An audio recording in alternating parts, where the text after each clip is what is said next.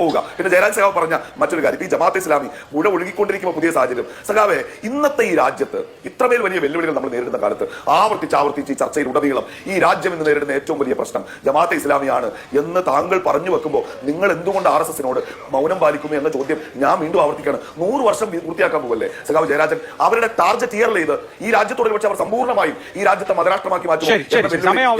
താങ്കൾ ഒരു മതനിരപേക്ഷവാദിയാണെങ്കിൽ താങ്കളുടെ മുന്നിലില്ല, അത് മറന്നിട്ട് വടിയെടുത്ത് ജമാഅത്തിന്റെ പുറകെ പോകുന്നു. രണ്ട് വാചകത്തിൽ ശ്രീ പി ജയരാജൻ ഒരു മറുപടി പറയാൻ പറ്റുമോ? നിങ്ങൾ ജമാഅത്തെ ഇസ്ലാമിയെ അടിക്കുന്നു, അടിച്ചോളൂ, അതേസമയം RSSനെ ഓങ്ങുന്നു പോലുമില്ലേ? ഒന്ന് കേരളീയ പശ്ചാത്തലത്തിലാണല്ലോ നമ്മുടെ ഈ ചർച്ച നടത്തുന്ന അഭിലാഷ്.